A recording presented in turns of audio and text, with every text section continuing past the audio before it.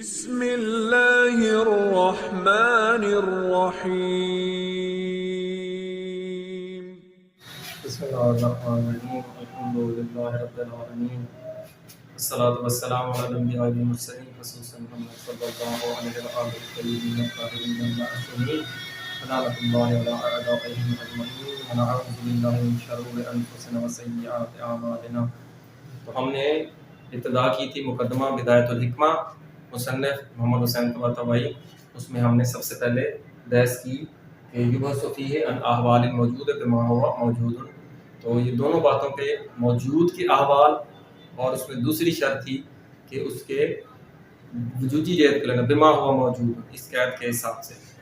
اس کے بعد آیا اس کا موضوع کیا ہے؟ یبحث فیہ عن اعراض الذاتیہ، اعراض ذاتیہ، کیونکہ اعراض ہم نے پڑھا دو طرح کے ہوتے ہیں، ایک اعراض ذاتیہ، ایک غیر ذاتیہ، جیسے عرض لازم اور عرض مفارق۔ لازم وہ ہوتا ہے جو ڈائریکٹ حمل ہوتا ہے معمولات، جیسے یہ الموجود واجب اور ممکن، یہ جو واجب ہے موجود پر ڈائریکٹ محمول ہوا ہے، ڈائریکٹ معمولات کسی واسطے کے بغیر، مگر نہ واسطے کے ساتھ بھی ہوتے ہیں، جیسے ہم کہیں کہ الموجود بارد، اما بارد اما حارن، کہ ٹھنڈا ہے یا گرم ہے، تو یہ جو ٹھنڈا اور گرم موجود پر عمل کر رہے ہیں یہ ڈائریکٹ نہیں بلکہ واسطے کے ساتھ، کیونکہ ٹھنڈا ہونا یا گرم ہونا پہلے جسم کا عارض ہوتا ہے، پھر اس جسم کے ذریعے سے موجود پر وہ عارض ہوتا ہے۔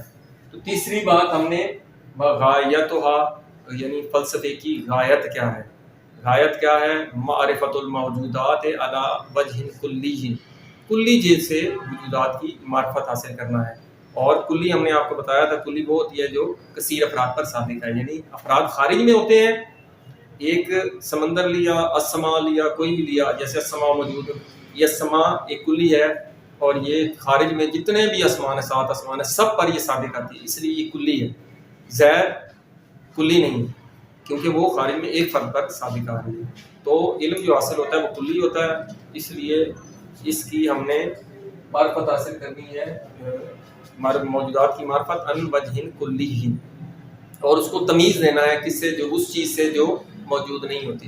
اب یہاں پر ایک ہم اس سے ہٹ کر ایک بتاتے ہیں کہ بعض چیزیں ایسی ہیں جو خارج میں موجود ہوتی ہیں، لیکن ذہن میں وہ جو موجود ہوتی ہے وہ ایسا خارجی نہیں ہوتی۔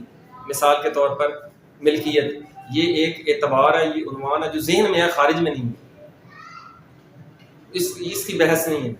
ہم جو بحث کر رہے ہیں کہ تمیز دینا موجودات کو ان سے جو خارج میں موجود نہیں ہوتی۔ تو اسی میں آگے وضاحت کی ہے مصنف نے کہ انسان سب سے پہلے اپنے وجود کو، اس کی حقیقت کو، اس کی واقعیت کو انسان سب سے پہلے علم حضوری کے ذریعے جانتا ہے کہ وہ وجود رکھتا ہے اور واقعیت رکھتا ہے، اور اس کے بعد وہ یہ بھی دیکھتا ہے کہ خارج میں دوسری موجودات بھی ہیں، پھر ان کی حقیقت اور معرفت حاصل کرتا ہے۔ تو مصنف نے کہا کہ جب بھی انسان کسی دوسری موجود کی طرف یا تو مائل ہوگا یا اس سے فرار اختیار کرے گا، تو دونوں صورتوں میں وہ پہلے اس شے کی حقیقت کو جانے گا، پھر اس کی طرف مائل ہوگا یا اس سے فرار اختیار کرے گا۔ تو اس میں مثال دی ہے مصنف نے کہ بچہ جب بھی، آپ دیکھیں بچہ جائے شیر کی جگہ اس کی طرف بچہ جو ہے وہ رغبت رکھتا ہے، مائل ہوتا ہے، تو وہ جانتا ہے، اسے یقین ہے، اس کے ذہن میں پہلے وہ علم حاصل ہوا ہے کہ یہاں سے شیر حاصل ہوگا، اس وجہ سے وہ ملا رکھتا ہے۔ اور دوسری مثال جو فرار کی، انسان جب کسی درندے کو دیکھتا ہے پہلے اس کی حقیقت جانتا ہے، واقعہ یہ وہی درندہ ہے جو خطرناک ہے، خون خار ہے، جو بھی ہے، تو پھر اس کی حقیقت کے جاننے کے بعد اس سے فرار اختیار کرتا ہے۔ اس کے بعد مصنف کہتا ہے کبھی کبھی، یہ تو ہو گیا جاننا، کبھی کبھی انسان خطا کر جاتا ہے، دونوں چیزوں میں انسان خطا کر جاتا ہے کہ ایک شے وہ خارج میں وجود نہیں رکھتی لیکن اس نے وہ ذہن میں بنا لیا، جیسے شریک باری کا خارج میں اس کو کوئی وجود نہیں ہے، جو باری بت بنائے تھے لوگوں نے، یا لوگوں نے ابھی بھی اپنے اندر بنائے ہوئے ہیں، اپنی خواہشات کا بت بنایا ہوا ہے، تو خارج میں وہ چیز وجود نہیں رکھتی لیکن انہوں نے ذہن میں بنا لی، تو یہ تمیز دینا۔ دوسری تمیز، کبھی کبھی انسان خطا کر جاتا ہے، وہ سمجھتا ہے خارج میں ایک شے حقیقت نہیں رکھتی، انکار کر دیتا ہے یعنی ذہنی لحاظ سے، لیکن وہ خارج میں موجود ہوتی ہے، جیسے ارواح ہیں، جیسے عقول ہیں، اس طرح ان کا انکار کر دیتا ہے۔ اب اس کے بعد ہم متن شروع کریں گے۔ متن میں آپ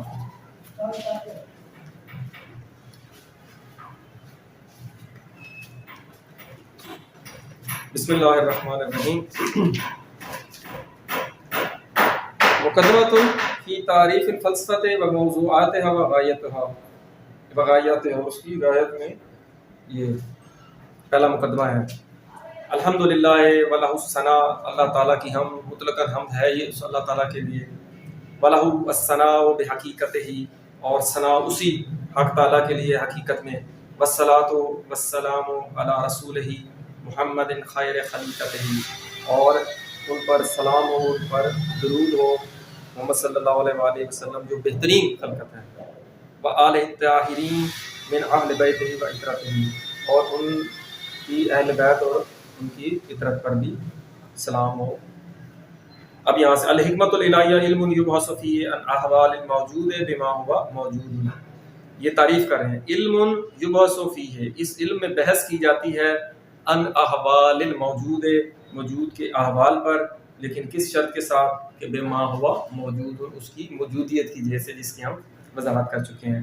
وغایتها، اس حکمت الہیہ کی پہلے موضوعها، اس کا موضوع کیا ہے؟ الذی یبحث فیہ، اس میں بحث کی جاتی ہے ان اعراض ذاتیہ، اس کے اعراض ذاتیہ پر، نہ کہ واسطے کے ساتھ. جسے ہم نے کہا الموجود اما بارد و حار، نہیں موجود ٹھنڈا گرم نہیں ہوتا بلکہ جسم ہوتا ہے، واسطے والے نہیں، ذاتیہ ڈائریکٹ.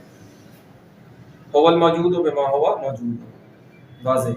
وغایتها، اس حکمت الہیہ کی غایت کیا ہے؟ معرفت الموجودات علی وجہ کلی، موجودات کی معرفت کلی جہت سے. اور کیا ہے؟ وتمییزها، اور ان موجودات کو تمیز دینا، کس سے؟ من ما لیس بموجود، جو کہ موجود نہیں ہیں، موجود حقیقی، جو کہ حقیقت میں وجود نہیں رکھتی. توضیح ذالک، اس کی وضاحت جو ہم نے اوپر بیان کی ہے، اس کی وضاحت یوں ہے کہ ان الانسان یجد من نفسہ، انسان وجدانی طور پر، یجد یعنی پانا ہے، فی نفسہ، اپنے نفس میں پاتا ہے، یعنی وجدانی طور پر پاتا ہے. کیا پاتا ہے؟ کہ ان لنفسہ حقیقتا و واقعیتا، کہ اس کے نفس کے لیے ایک حقیقت اور واقعیت ہے، یہ وجدانی طور پر جانتا ہے. اور کیا جانتا ہے؟ ان ہناک حقیقتا و واقعیتا وراء نفسہ، اس کے نفس کے علاوہ بھی کوئی شے حقیقت اور وجود رکھتی ہے، واقعیت رکھتی ہے. وَأَنَّ لَهُ، اور انسان کے لیے کیا ہے؟ کہ أَن يُصِيبَهَا، کہ وہ اس کو پائے، تلاش کرے. یہ انسان میں اللہ تعالیٰ نے فطرت رکھی ہے. فَلَا يَطْلُبُ، انسان اس کا فائل ہے. فَلَا يَطْلُبُ شَيْئًا، انسان کسی شے کو طلب نہیں کرتا. من الاشیاء، اشیاء میں سے کسی شے کو بھی طلب نہیں کرتا. وَلَا يَقْصُدُهُ، نہ ہی کسی شے کا قصد کرتا ہے. الا، ابھی اس کو کاٹ رہے ہیں، مگر یہ کہ انسان جس بھی شے کا قصد کرتا ہے یا جس شے کو بھی طلب کرتا ہے، وہ کس جہت سے کرتا ہے؟ من جہت، وہ اس جہت سے کرتا ہے کہ انہ هو ذلک الشیء فی الواقع، کہ وہ حقیقت میں فی الواقع وہ وہی شے ہے، تبھی اس کو طلب اور اس کی طرف جاتا ہے. اسی طرح آگے بتا رہے ہیں ولا یہرب من شیء، نہ ہی انسان کسی شے سے فرار اختیار کرتا ہے. ولا يندفع عنہ، نہ ہی اس شے سے بھاگتا ہے، دفع کرتا ہے، ہوتا بھی ہے. الا لکونہ، مگر یہ کہ وہ شے ہوا ذالک الشیء فی الواقع، وہ فی الحقیقت وہ وہی شے ہے، تبھی وہ اس سے فرار کرتا اور بھاگتا ہے یا اس سے ہٹتا ہے. اب انہوں نے مثال دی ہے فالطفل الذی یطلب الزرع، کہ ایک بچہ ایک زر کو، بستان کو طلب کرتا ہے. مثلا انما یطلب ما هو بحسب الواقع لبن، وہ طلب کرتا ہے اس شے کو کہ فی الواقع حقیقت میں وہ لبن دودھ ہے، تبھی وہ اس طرف جاتا ہے. لا ما هو بحسب التوہم والحسبان، وہ کسی وہم اور گمان کی وجہ سے اس طرف نہیں جاتا. کذالک اس طرح. والانسان الذی یہرب من، یہ ہے سب ان یا سب دونوں پر پڑھ سکتے ہیں. والانسان الذی، وہ انسان جو یہرب من سب ان، وہ انسان درندے سے فرار اختیار کرتا ہے. انما یہرب مما، وہ فرار کرتا ہے اس شے سے، ہوا بحسب الواقع سبع، کہ وہ واقعتاً وہ درندہ ہے تبھی اس سے فرار کرتا ہے. لا بحسب التوہم والخرافہ، وہ خرافت یا توہم کی وجہ سے وہ فرار نہیں کرتا. لکنہ، اب ہم نے جیسے بیان کیا تھا، لکنہ ربما اخطا فی نظرہ، کبھی کبھی وہ اپنی نظر میں یعنی غور و فکر میں کبھی کبھی خطا کر جاتا ہے. فرعا، را میں نے دیکھنا بھی ہوتا ہے لیکن عقیدہ رکھنا بھی ہوتا ہے. فرعا، پس وہ عقیدہ رکھتا ہے کس چیز کا؟ ما لیس بحق، جو کہ حق نہیں ہے. وہ عقیدہ رکھ لیتا ہے اس چیز کا جو ہو حقیقت میں نہیں ہے. ما لیس بحق حقا واقعا فی الخارج، خارج میں حقیقتاً وجود ہی نہیں رکھتی، وہ اس کو ذہن میں وہ سمجھ لیتا ہے کہ وہ ہے. کل بخت والغول، جیسا کہ کوئی بخت خزانہ ہو گیا، قارون کا خزانہ، جیسے ہول چڑیل ہوا، کوئی ایسا عجیب سی شے جو خارج میں نہیں ہے لیکن اس نے ذہن میں بنا لی، یہ خطا کر لی اس نے پہلے. یا او اعتقدا، یا وہ انسان کیا کرتا ہے، اعتقاد رکھتا ہے، عقیدہ بنا لیتا ہے، ما ہوا حق واقع فی الخارج، کہ وہ شے خارج میں حقیقت نہیں رکھتی، اور اس کو وہ کہتا ہے باطلا خرافی، وہ خرافات اس کو سمجھتا ہے حالانکہ وہ حقیقت ہوتی ہے. ما ہوا حق واقع فی الخارج، جو شے خارج میں حقیقت ہوتی ہے اس کو کیا سمجھ لیتا ہے، باطلا خرافی یا خرافی.